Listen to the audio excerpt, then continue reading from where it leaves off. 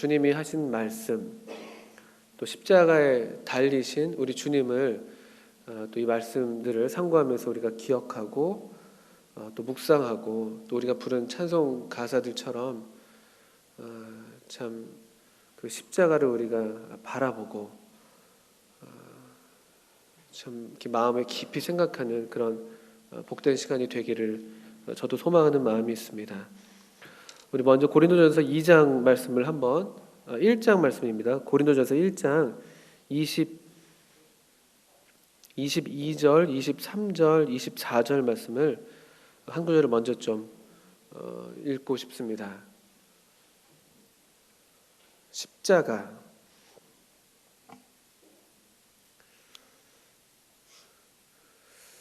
고린도전서 1장 22절부터 25절까지 한번 읽어보겠습니다. 신약성경 264쪽에 있는데요.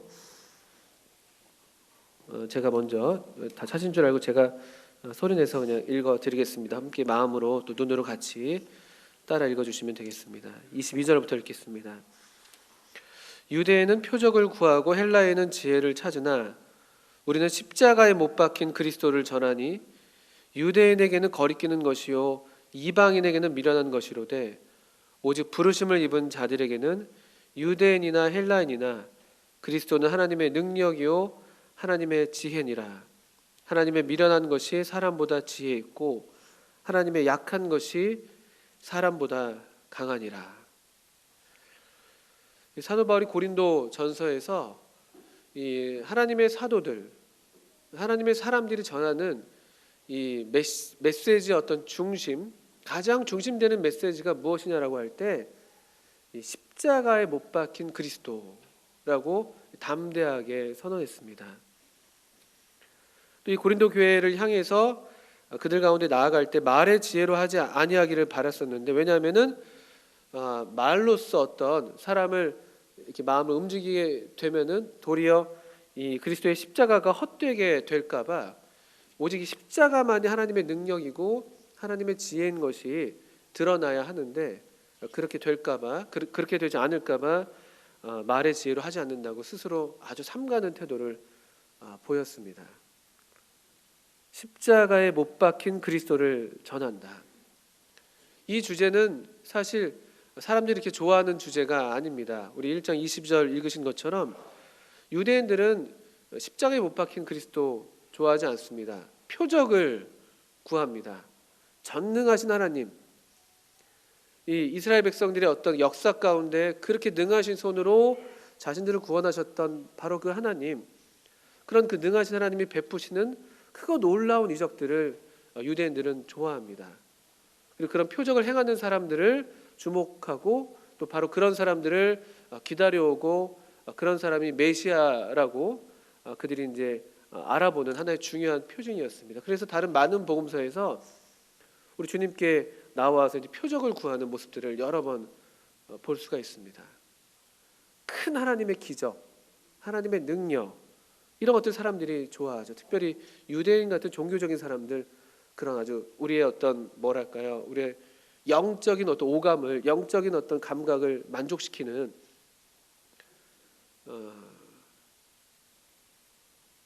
영적인 감각이라고 말하기가 좀 어렵겠군요. 그냥 우리의 어떤 감각을 만족시켜서 마치 그것이 영적인 것인 양 착각하게 만드는 그런 아주 커다란 일들을 바라는 것이 대개 어떤 종교인들의 모양이죠. 그래서 많은 종교인들은 그런 그 기적을 행하는 사람들을 따라다니기를 좋아합니다. 그리고 기적을 볼 때 거기에 하나님이 있다고 사람들은 보통 환호하고 또 그렇게 이제 받아들이기 마련이죠. 한쪽 부류의 사람들은 유대인이라고 불릴 만한 그런 종교인들이 있습니다.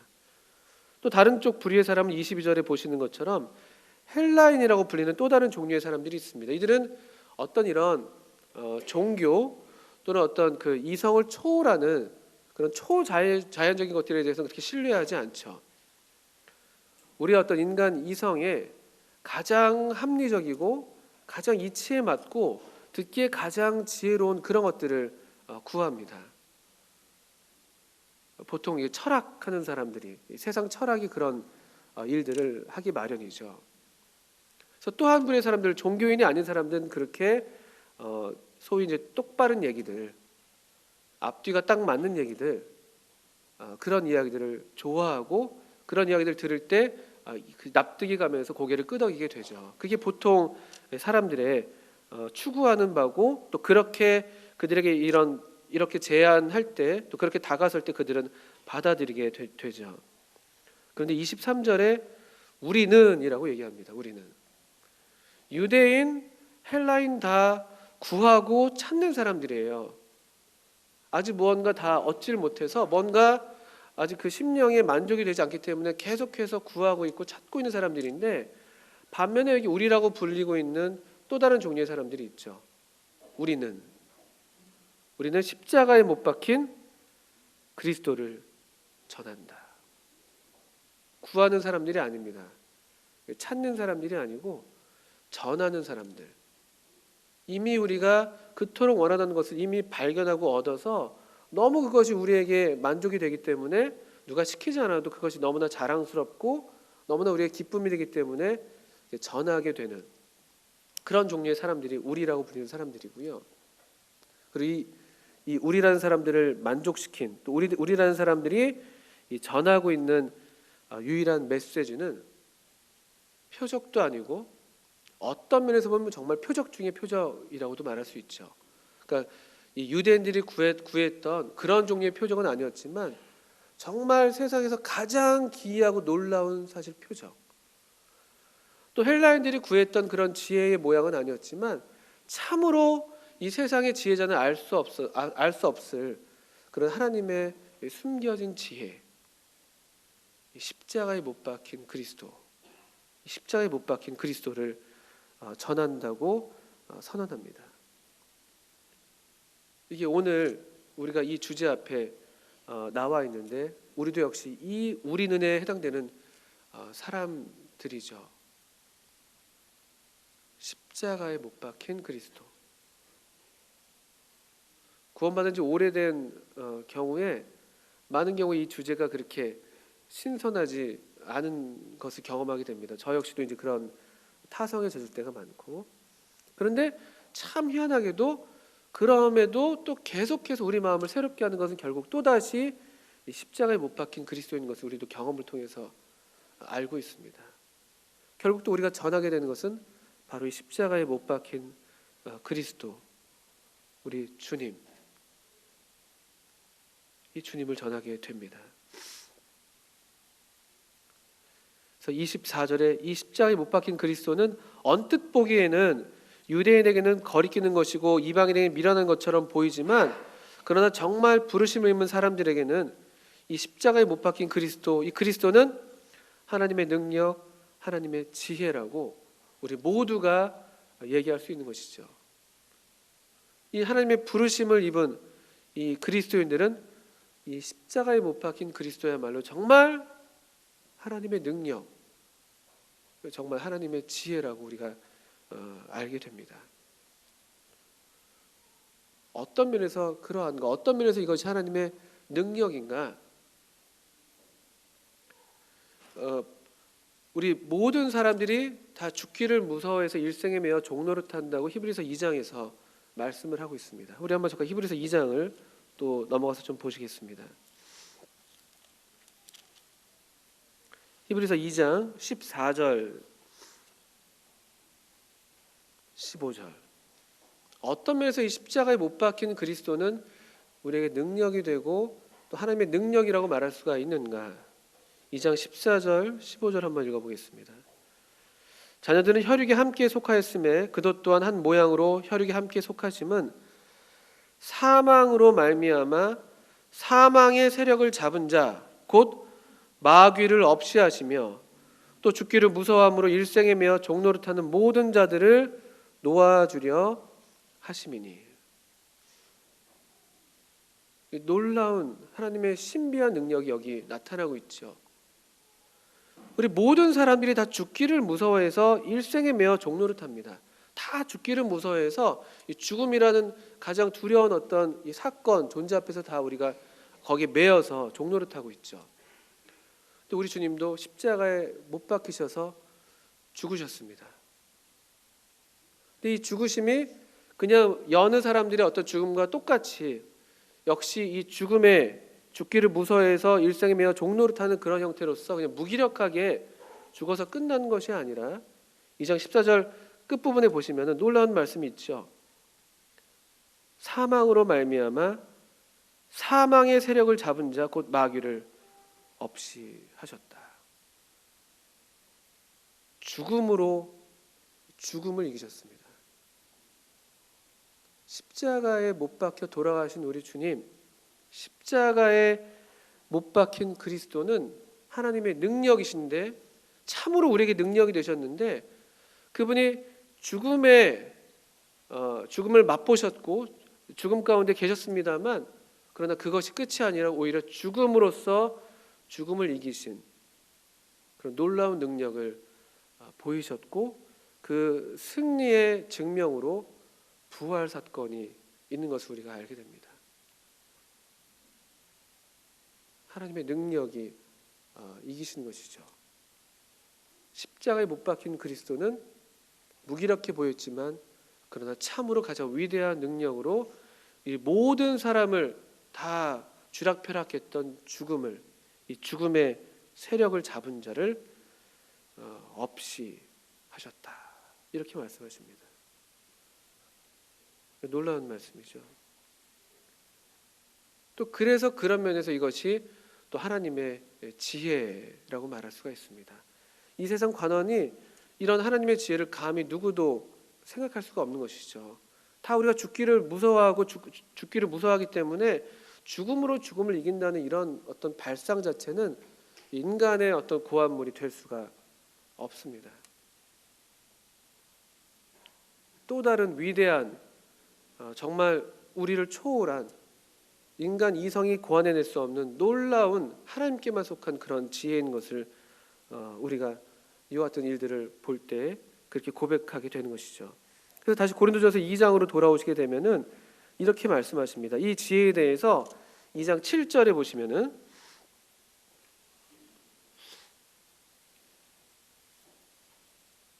고린도전서 2장 10절. 계속해서 이 주제 고린도전서 2장에도 역시 우리 그리스도 예수 그리스도와 그의 십자가가 계속 주제가 되는데 이 십자가에 대해서 사도 바울이 이렇게 또 부연합니다. 2장 7절을 보시면요. 오직 비밀한 가운데 있는 하나님의 지혜를 말하는 것이니 곧 감추었던 것인데 하나님이 우리의 영광을 위하사 만세 전에 미리 정하신 것이라. 이 지혜, 이 영원 전에 창세전에 택함 받으셨던 또 알려진 바 됐던 하나님의 어린 양, 이 어린 양의 죽음으로써 죽음의 세력을 잡은 자 마귀를 없이 하시는 이 놀라운 능력, 이 능력을 행하는 이 사건을 고안해내는 이 지혜는 사실은 비밀한 가운데 있는 하나님의 지혜입니다. 이 말은 뭐냐면은 하나님께서 계시하지 않으시면은 인간 지성으로는 도저히 알 수 없는 그런 일이라는 뜻이죠. 그리고 만세 전에 미리 정하셨던 지혜라고 말씀하십니다. 8절에는 이 지혜는 이 세대의 관원이 하나도 알지 못하였나니 만일 알았다면 영광의 주를 십자가에 못 박지 아니하였으리라. 알았더라면 이렇게 안 했다는 것이죠. 알았더라면은 마귀도 이렇게 하지 않았을 것입니다. 마귀도 이 이스라엘 지도자들의 손을 빌어서 또 로마 병정들의 손을 빌어서 우리 주님을 못 박게 하는 일을 하지 않았을 거예요. 자기들이 못 박는 이 사람이 영광의 주인 것도 알지 못했고 또 이 사망이 자신들을 오히려 해하게 되는 가장 치명적인 일이 된다는 것을 스스로 해하게 되는 치명적인 일이라는 것을 그들이 전혀 알지 못했기 때문에 우리 주님을 십자가에 못 박게 되었던 것이죠. 십자가에 못 박힌 그리스도는 우리들의 중심입니다. 우리는 이분을 믿고 이분을 전합니다. 이분이 빠진 교회는 하나님의 교회가 아닙니다. 십자가에 못 박힌 그리스도를 전하지 않는다면 그것은 하나님의 말씀이 아닌 것이죠. 이분은 하나님의 능력이고 하나님의 지혜입니다. 이제 우리가 오늘부터 살펴볼 십자가 위에서의 7마디 말씀, 이것이 그런 면에서 대단히 중요합니다. 이 십자가에 못 박힌 그리스도를 사도들은 전했는데 과연 이 십자가에 못 박힌 그리스도는 어떤 분이셨는가, 또 무슨 일을 하셨는가, 또 어떻게 완전하게 아버지 하나님을 이 사람들 가운데 나타내셨는가, 우리 이 연속되는 공부들을 통해서 우리 주님을 우리가 보기를 원합니다. 이 십자가 위에 이 7말씀은 여러 면에서 좀 의미가 있습니다. 우리 주님을 향해서 우리 주님이 갖고 계신 별명 중에, 또는 별명이랄까요, 또는 정말 참된 이름이라고 말할 수가 있겠죠. 우리 주님은 하나님의 말씀이십니다. 요한복음에서도 또 요한 1서에서도 우리 주님을 가리켜서 말씀, 생명의 말씀, 영원한 생명, 이 말씀으로서 우리 주님을 소개하고 있습니다. 한번 생각해 보세요. 하나님의 말씀이신 예수님, 그리고 히브리서 기자는 옛적에는 여러 모양과 여러 부분으로 말씀하셨었는데 이 마지막 때에는 아들로서 우리에게 말씀하셨다고 말씀하고 있거든요. 하나님의 말씀이신 우리 주님께서 또 마지막 때에 아들로서 말씀하시는 우리 아버지 하나님의 명을 따라서 이 때가 차서 이 땅에 오셔서 우리 가운데 계셨습니다. 말씀이 우리 가운데 계셨고, 그리고 이 말씀이 이제 이 땅에서 뭐랄까 어떤 사람으로서 정말 육신을 입은 말씀으로서는 마지막에 하시는 말씀이에요. 말씀이신 우리 주님의 진정한 의미에서의 마지막 말씀. 말씀은 육신이 되어 우리 가운데 거하셨습니다.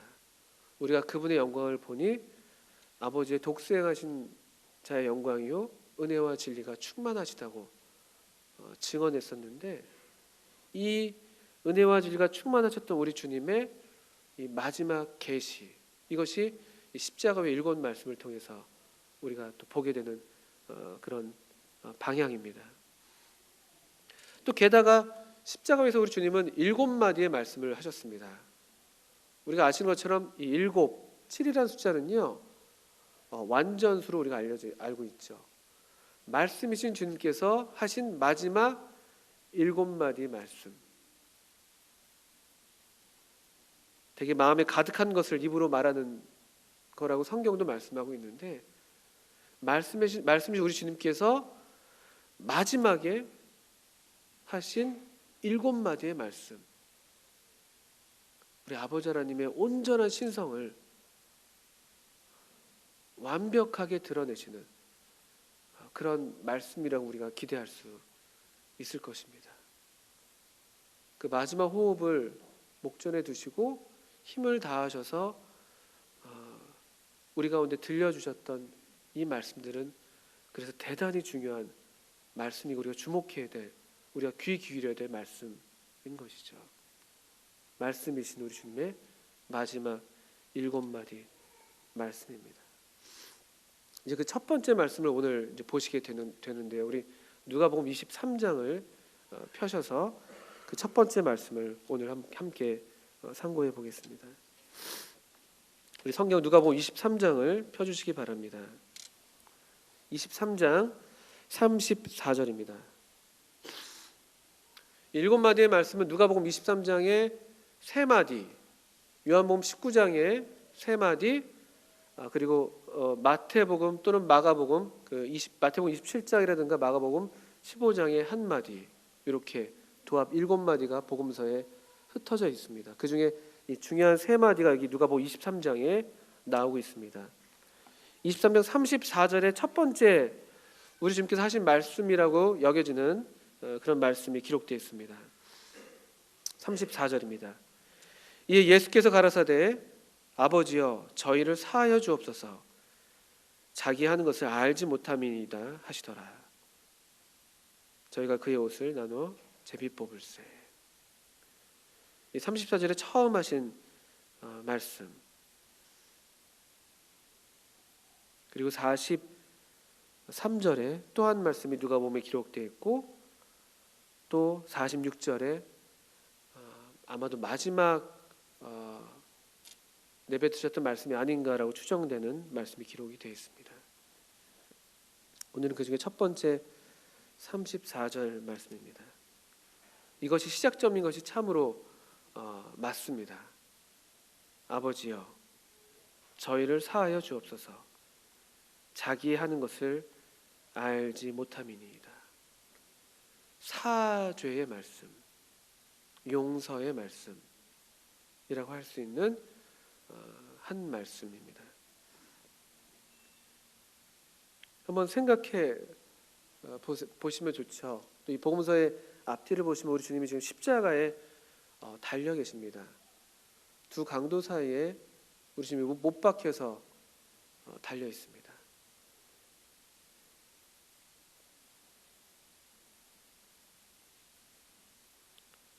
자기를 못 박은 사람들을 향해서 이와 같은, 그 사람들을 위해서 이 같은 기도를 하고 계신 것이죠.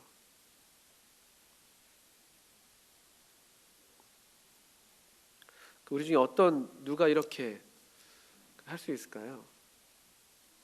나를 못 박는 사람을 향해서 저들을 용서해 달라고 기도하시는 말씀이 우리 주님께서 십자가에서 베푸신 첫 번째 말씀이십니다.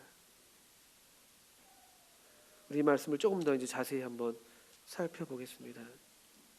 이 말씀은 아버지여라는 말씀으로 시작이 됩니다. 아버지여.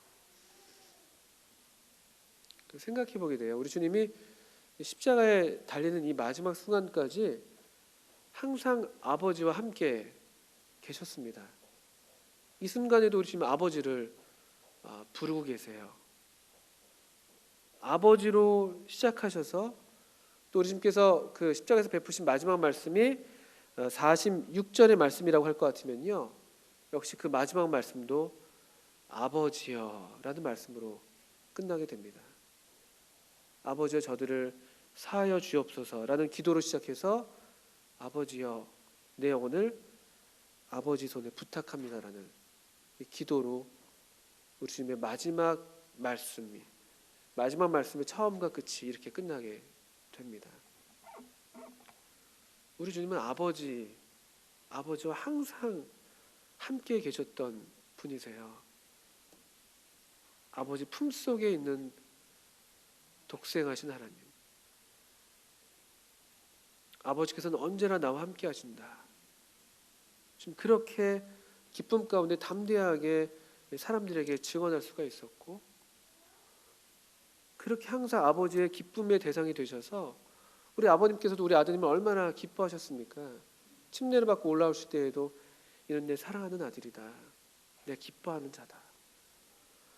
또 우리 주님이 변화산에 오르셨을 때도 다 모든 사람들의 그 모세와 엘리야도 가리우시고 이는 나의 사랑하는 아들이니까 너희는 저의 말을 들어라. 우리 주님은 영원 전부터 항상 아버지 품속에 계시는 분이셨고 또 계시는 분이시고 이같이 영원한 기쁨의 대상이 되셨던 우리 아버님의 완전한 사랑에 흠없는 대상, 전혀 그 완전한 사랑을 받기에 부족함이 없는 그런 대상, 그런 분이 우리 주님이십니다. 예수님은 아버님의 참 사랑하시는 그 아드님이셨습니다. 그리고 이때에도 우리 주님은 아버님과 연결되어 계시고 아버님과 함께하고 계시는 모습을 보게 되죠. 아버지요. 우리 주님의 아버님을 향한 이런 공경하시는 태도, 또 아버님과 누리셨던 이 친밀한 관계, 그럼에도 이 아버님과의 아름다운 관계를 이제 버리셔야 했던 그 놀라운 순종과 희생 앞에서 우리가 다 놀라며 또 경이감 가운데 우리 경배하고 있는 것이죠. 우리 지난주에도 그와 같은 예배를 우리가 드렸습니다. 그리고 주님께서 이 십자가에서 하신 말씀 가운데 나의 하나님, 나의 하나님 어찌하여 나를 버리셨나이까. 이 말씀할 때에는 아버지를 아버지라 부르지 않으셨어요. 어떤 그런 구분점을 분명하게 시사하셨던 것이 아닌가. 우리 아버님과 이렇게 분리되어야 되는, 한 번도 겪어보지 못한, 한 번도 예상해 볼 수도 없었고 모든 것을 아시는 우리 주님께서 전혀 알지 못하는 그 두려움, 그 공포, 아버지와 분리되는 그 공포, 이것이 우리 주님께서 십자가 앞에서 겟세마네에서 가장 두려워 떠셨던 바로 그 공포였을 것입니다. 십자가에 아직은 아버지와 함께 계시지만 이제 아버지로부터 영원한 버림을 받는 그 고통을 목전에 두고 계신 이 시점이죠. 그럼에도 우리 주님 아버지를 여전히 신뢰하고 계시고 여전히 부르고 계시고 아버지와의 친밀한 그런 관계 가운데 이와 같은 놀라운 기도를 드리고 계십니다. 저도 우리 하늘 아버지와의 관계에 대해서 저 자신도 생각해 보게 되고 저희 아버지랑도 생각하게 됩니다. 또 우리 가운데 그 질병 가운데 계신 아버님을 두고 계신 우리 또 성도님들 계시는데 우리 이렇게 잘 못하거든요. 아버지께 또 아버지를 이렇게 친밀하게 사귀지 않고 그렇게 모든 순간에 우리 주님 아버님과 더불지 않고 그런 경우가 참 많죠. 우리 육신의 경우에도 많이 있고요. 더더군다나 우리 하늘 아버지와도 우리 주님께서 이렇게 하늘 아버지와 함께 하셨던 그대로 우리가 그렇게 누리지 못하는 것들을 또 돌아보게 됩니다. 아버지요, 십자가에서 처음 내뱉으신 말씀은 아버지요, 아버지요. 의미가 깊습니다. 그리고 이 34절 말씀은 기도문입니다. 우리 이제 주님께서 이 십자가 위에서 하신 말씀 중에 이제 기도문이 우리 34절 그리고 아까 읽었던 46절 이런 말씀들이 기도가 되시죠. 역시 또 이것도 하나님 우리에게 본이 되시는 모습인데요. 우리 주님의 생애 자체가 기도로 시작해서 기도로 끝나는 그런 어떤 생애 본을 보이셨습니다. 누가복음 3장 21절을 보시게 되면요, 우리 주님께서 기도하시는 장면이 기록이 됩니다. 우리 주님께서 침례를 받고 올라오실 때 다른 복음서에서는 이렇게 기록되어 있지 않습니다. 누가복음서에서는 이렇게 기록이 되어 있는데 누가복음 3장 21절에 백성이 다 세례를 받을새 예수도 세례를 받으시고 기도하실 때에 하늘이 열리며, 우리 주님의 공적인 사역이 기도로 시작이 되셨습니다. 우리 지금 기도하셨습니다. 그 시편에 우리 주님을 가리켜서 예언된 말씀을 아버지 하나님께 기도로 올리셨을 가능성이 크시죠. 내가 아버지의 뜻을 행하러 왔나이다. 기도로 시작하신 우리 주님의 생애가 이 십자가 위에서 기도로 맞춰지는 모습도 또 우리가 보게 됩니다. 그리고 역시 아까 말씀드렸던 것처럼 십자가의 7 말씀 자체도 역시 기도로 시작해서 아버지로 시작해서 아버지로 끝나고 또 기도로 시작해서 또 기도로 끝나는 그런 기도의 모본을 또 이 말씀을 통해서 또 보게 됩니다. 지금은 아직 어떤 형식적인 부분에서 우리가 받게 되는 교훈들을 말씀을 드리는 것이죠. 이 기도의 내용을 보게 되면 더욱 놀라게 되는데요. 아버지여, 저희를 사하여 주옵소서. 자기 하는 것을 알지 못함이니이다. 여기서 저희, 그들이라 불리는 이 사람들은 바로 지금 목전에서 자기를 십자가에, 우리 주님을 십자가에 못 박고 있는 그 로마 군인들을 1차적으로 가리킵니다. 그리고 또 그 앞에 서서 구경하고 있는 또 관원들, 또 비웃어 조롱하고 있는 그런 사람들, 저가 남을 구원하였으면서도 자기를 구원하지 못하네. 네가 유대인의 왕이어든 네가 너를 구원해. 네가 그리스도여든 너 자신도 구원해. 이렇게 조롱하고 있는 이 사람들, 십자가에 못 박고 조롱하는 사람들, 이 당사자들을 지금 위한 기도라는 것이죠. 내 눈앞에서 나에게 못 받고 있는, 나에게 침뱉고 있는, 나에게 조롱하고 있는 이 사람들을 위한 기도. 이건 역시 주님께서 친히 말씀하신 그 말씀 그대로 순종하시는 그런 본이 되는 모습이 되시죠. 우리 주님께서 입을 열어서 제자들에게 그 산에 올라와서 가르치실 때, 그때 너희 원수를 사랑하라고 가르쳤죠. 이쪽 뺨을 맞거든 저쪽 뺨도 돌려대라고 가르치셨습니다. 그런 가르침을 누가 할 수가 있겠습니까? 또 설령 그런 말을 우리가 흉내내서 한다 할지라도 정말 그렇게 살 수 있는 사람이 어디 있겠습니까? 근데 우리 주님께서 여기 바로 그렇게 하신 말씀 그대로, 가르치신 그대로 그렇게 원수를 위해서 축복하는, 원수를 사랑하는 그런 본을 보이고 있습니다. 그런 면에서 우리는 얼마나 우리 주님의 가르침에 미치지 못하는지 모릅니다. 원수를 사랑하기는커녕 우리가 마땅히 사랑해야 되는, 또 우리를 사랑하는 사람도 우리가 사랑하지 못하는 모습들을 우리가 많이 보이지 않습니까? 우리 부부관계에서 그렇고, 우리의 자녀들에게 그렇고, 우리 부모님들께 그렇고.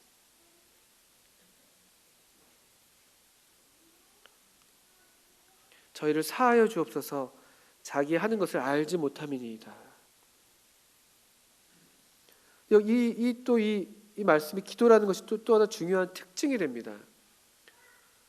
우리 주님은요, 사실은 복음서에서 보게 되면요, 직접 죄를 사하셨던 분이셨어요.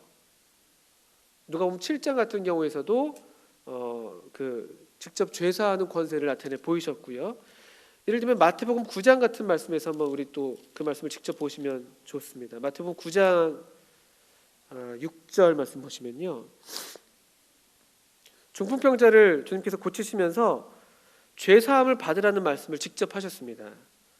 그 말씀을 듣고 사람들이 다 놀랐습니다. 이 사람이 누군데 어떻게 죄사함을 이렇게 선포할 수가 있고 또 그렇게 얘기할 수가 있는지 사람들이 다 의아해했습니다. 그때 주님께서 6절에 이렇게 말씀하셨습니다. 마태복음 9장 6절. 그러나 인자가 세상에서 죄를 사하는 권세가 있는 줄을 너희로 알게 하려 하노라 하시고, 인자가 세상에서 죄를 사하는 권세가 있는 줄을. 우리 지금 죄를 사하실 수 있는 분이십니다. 직접 사하신 경우가 많습니다. 일어나 걸어라, 내 죄 사함을 받았느니라. 너의 많은 죄가 사하여졌다. 그 죄인인 한 여자를 향해서 그렇게 말씀하셨고요. 직접 죄를 사하시는 분이신데, 이 본문에서 이 십자가 위에서 하신 이 말씀은요, 죄를 직접 사하시는 모양이 아닙니다. 죄를 사하여 달라고 아버님께 간구하시는 그런 모양이죠. 그런 기도입니다. 왜 우리 주님께서는 직접 용서하지 않으시는가? 전에 그렇게 하셨던 것처럼 왜 그렇게 하시지 않으시는가라는 질문을 우리가 하게 됩니다. 여기 근데 지금 이 십자가 위에 달리신 우리 주님, 이 주님은 지금 죄를 사하실 수 있는 분이 아니십니다. 전에는 죄 없으신 분으로, 하나님의 아드님으로, 거룩하신 분으로 능히 죄를 사하실 수 있고 능히 죄 사함을 선포하실 수 있는 그런 분이셨지만, 지금 여기 십자가 위에서 우리 주님은 전과 다른 모양으로 계십니다. 죄 없으신 분이 죄인으로 못 박혀 계십니다. 죄를 알지도 못하시는 분이 죄가 되셔서 여기 십자가에 달려 계신 것이죠.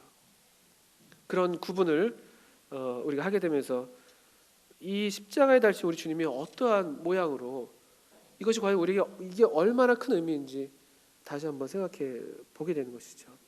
예수님은 지금 죄인의 위치에서 또 죄인이 되셔서 또 친히 죄를 담당하심으로 더 나아가 친히 죄가 되심으로 거기 십자가에 지금 계신 것입니다.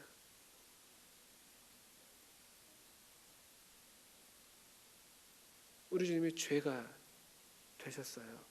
우리 고린도후서 5장에서 그 말씀을 보실 수가 있습니다. 고린도후서 5장을 또 펴서 좀 번거로우시겠지만 5장 21절 말씀을 보시겠습니다.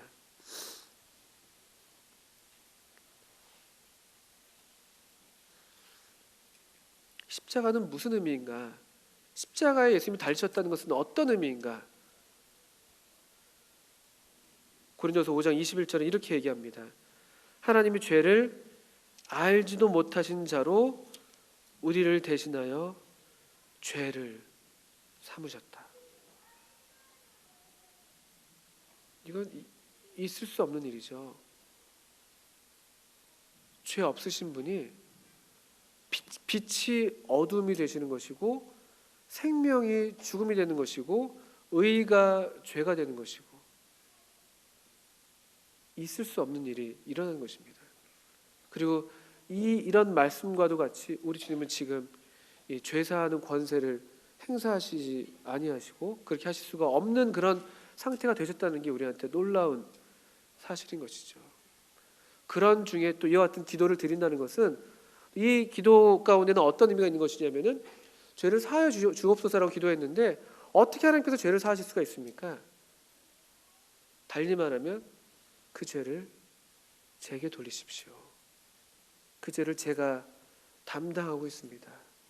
그 죄가 제 어깨에 있습니다. 그 죄에 대한 심판을 아버지 제게로 향하십시오. 이와 같은 그 이면의 기도가 있다고 우리가 이해할 수가 있는 것이죠. 어떻게 죄를 사할 수가, 하나님께서 어떻게 죄를 사하실 수가 있습니까? 공의로우신 하나님께서 어떻게 이 엄연한 죄를, 이 무지막지한 죄를 어떻게 그대로 사하실 수가 있겠습니까? 그렇게 하실 수 없습니다. 죄가 요구하는 엄중한 대가인 이 죽음, 이 피 흘림, 그것이 요구가 되는 것인데 이 기도에는 바로 우리 주님께서 그렇게 하시겠다는 그런 주님의 단호한 의지, 그 사랑의 호소가 여기 담겨 있는 것입니다. 아버지여, 저들을 사하여 주옵소서. 우리 주님은 친히 죄가 되시기를 택하신 분이십니다. 영원한 하나님의 아드님으로 하나님의 품속에 계신 우리 주님께서 친히 그 품속을 떠나기로 결정하시고 그렇게 오신 분이시라는 것이죠. 시온성보다도 찬란한 저 천성 떠나서 이 천한 세상 오신 주 참내 구주님, 이런 찬송 가사가 있죠. 내 주님 입으신 그 옷은 참 아름다워라. 우리 주님이 그곳을 떠나오셨습니다. 시온성보다도 찬란한, 우리 물리적으로 그렇게 노래하지만 사실은 아버님으로부터 떠나오셨습니다. 그 단순히 떠나오셨다는 게 그냥 떠나온 게 아니라 아버님의 진노의 대상이 되기로 작정하셨다는 것이죠. 죄가 되시기로. 아버님은 그렇게 죄 없으신, 죄를 알지도 못하신 분으로 죄가 되게 하셨고, 아드님은 기꺼이 그 아버지의 뜻을 받들어 순종하신 그런 일이 여기 지금 십자가 위에서 일어나고 있는 것이고, 그와 같은 마음이 여기 지금 이 기도에 담겨 있습니다. 그리고 주님께서 이들을 향해서 저들이 하는 것을 알지 못한다고 이야기를 하셨습니다. 아버지여, 저들을 사하여 주옵소서. 자기 하는 것을 알지 못함이니이다. 그들은 알지 못했습니다. 자기들이 뭘 하고 있는지 알지 못했습니다. 물론 얼마간 자기들이 알고 있다고 말할 수 있었겠죠. 그런데 정말 알지 못했습니다. 자기들이 못 받고 있는 이가 누구인지. 로마 군병들은 사실 예수님에 대해서 잘 알지 못했을 거예요. 시켜서 못 받고 있는 것이죠. 그냥 여기 또 그냥 유대인 중에서 미움받은 한 사람, 또 얘기를 듣자 하니까 신성모독의 죄를 범한 사람, 또는 정치적으로는 로마의 반란을 일으킬 만한 그런 정치범, 그 정도로 알았을까요? 이분이 영광의 주이신 것을 알지 못했었다고 아까 우리 처음 고린도서 2장 8절에서 읽었었습니다. 자기들이 못 받고 있는 이분이 영광의 주님인 것을 알지 못했습니다. 또 생명의 주이신 것도 알지 못했습니다. 생명의 주를 주겠도다. 사도행전 3장에 그 말씀이 있습니다. 이들이 알지 못했던 사실은 우리 예수님이 영광의 주이고 또 생명의 주라는 것이었는데, 그럼 반면에 반드시 알아야만 하는 사실은 무엇인가라고 하면 거꾸로 우리 주님께서 이 생명의 주라시는 것, 또 우리의 참되신 주라는 것을 반드시 알아야 되는 것이죠. 우리 사도행전 이 3장 말씀을 한번 펴서 또 보시겠습니다. 3장 15절입니다.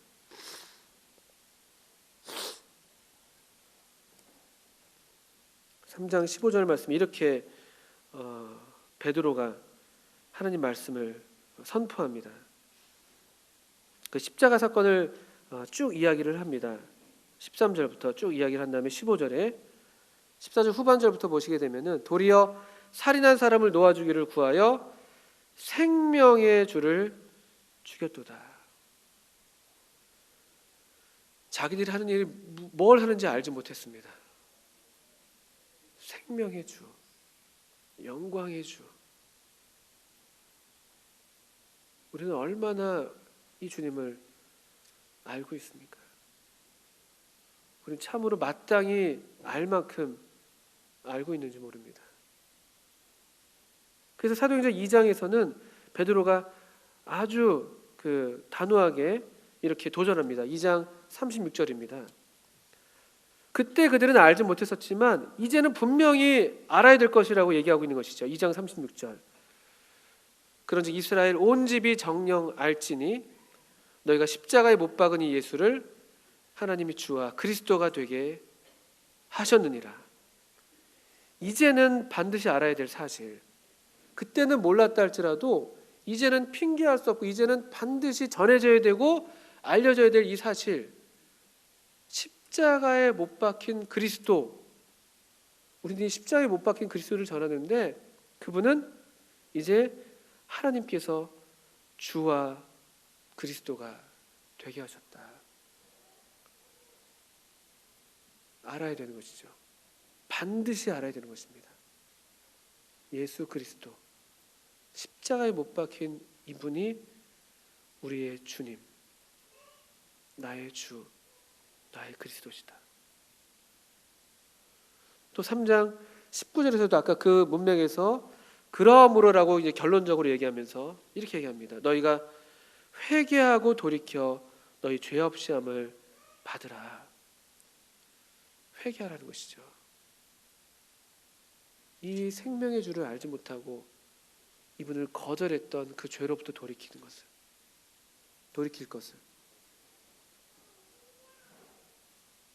그리하여 죄 없이 함을 받으라고 또 사도 베드로는 호소하고 있습니다.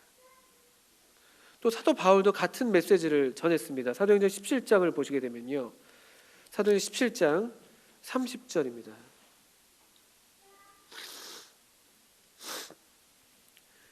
예수님을 못 봤던 그들이 알지 못했다 할지라도, 그러나 또 오늘날 어떤 경우에 알지 못한다는 얘기를 하는 사람들이 있다 할지라도 지금 이 시간에도 이 하나님의 말씀이 증거되고 있고, 또 우리가 3월 말에 또 이 십자가에 못 박힌 그리스도를 전하게 될 텐데, 또 이미 우리 중에 이 주님이 계속해서 증거되어 왔고 전파되어 왔는데 17장 30절에 이렇게 말씀하십니다. 알지 못하던 시대에는 하나님이 허물치 아니하셨거니와 이제는 어디서든지 사람을 다 명하사 회개하라 하셨으니. 이제는 알지 못했다 할지라도 이제는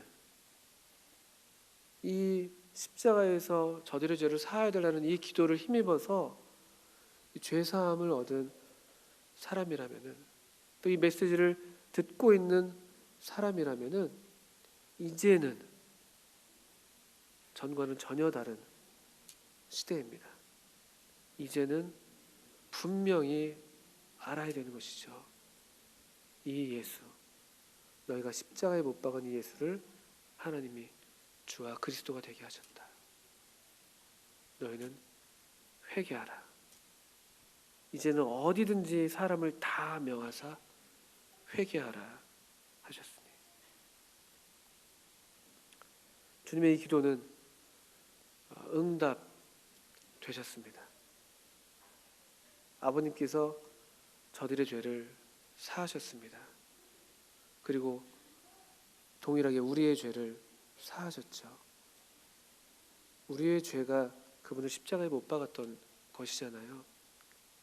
근데 우리 주님께서 친히 더 아름다운 직분이 되셔서 거룩한 피를 흘리신 거룩한 제물이 친히 되어 주셔서 이 기도에 또 친히 응답이 되어 주신 사실도 우리가 지금 알고 있습니다.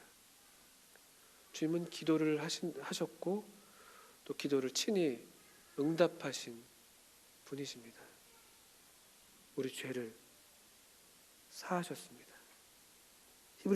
히브리서 말씀을 한 구절 보고 마치겠습니다. 히브리서 9장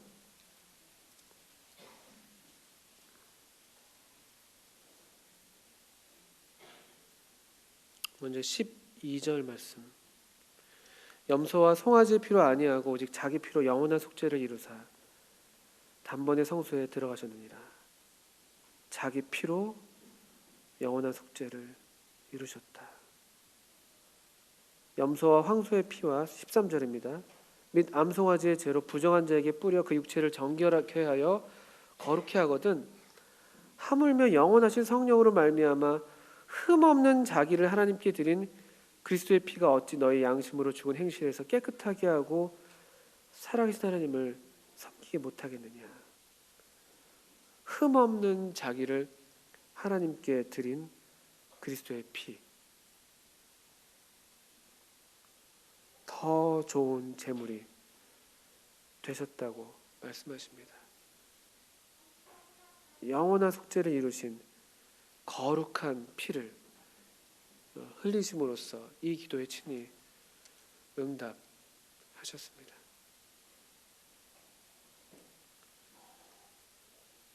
우리가 믿는 주님이 이런 주님입니다.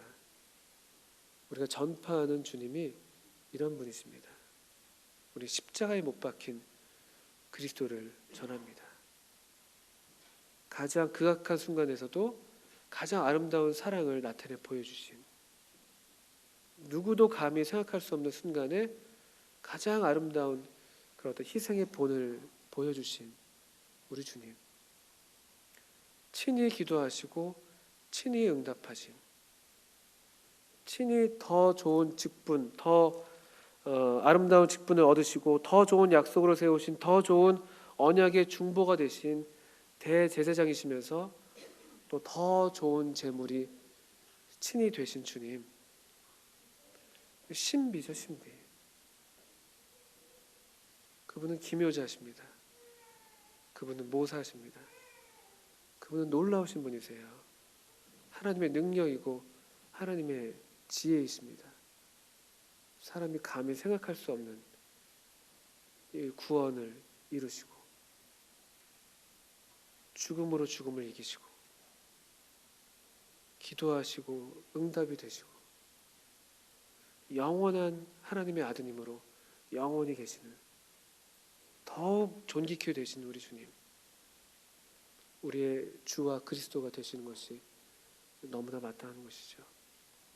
오늘 이 시간을 통해서 또 다시 한번 우리가 반드시 이 주님을 알게 되시기를 바랍니다. 함께 기도하시겠습니다.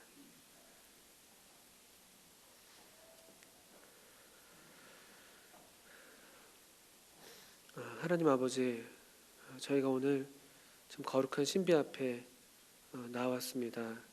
저희를 다 이해할 수 없고 또 헤아릴 수 없고 또 말로 형언할 수 없는 아버님께만 속한 이 놀라운 비밀스러운 진리이온데 성령을 통해서 저에게 얼마만이라도 알려주시는 은혜를 감사를 드립니다. 또 그럼에도 저희가 너무나 우리 주님을 아는데 무디고 또 이 십자가에 못 박힌 우리 주님을 자랑하고 사랑하는 일에 참 더딘지 모르겠습니다. 주님 저희들 도와주셔서 또 성령께서 친히 저희들을 우리 주님께로 인도해 주시고 또 이끌어 주셔서 참 하나님의 능력이요 하나님의 지혜이신 우리 주님 참 지극히 존귀하시고 또 아름다우신 우리 주님을 저희로 뵙게 하시고 또 알게 하셔서 더욱 사랑하게 하시고 더욱 순종하게 하시고 또 더욱 경배하게 해주시기를 원합니다. 우리 주님을 바랍니다. 또 우리 가운데 계속 존귀하신 아드님 우리 주님께서 나타나시고 또 우리가 모일 때마다 또 특별히 이제 3월 말에 있을 우리 하나님의 아드님을 증거하는 이 특별한 집회 가운데 이 십자가에 못 박힌 우리 주님 이 완전하신 아버님의 말씀께서 친히 나타나시고 또 말씀해 주시고 역사해 주시기를 기도합니다. 주님의 도우심을 구하오며 예수님의 이름으로 아버지 하나님께 기도합니다.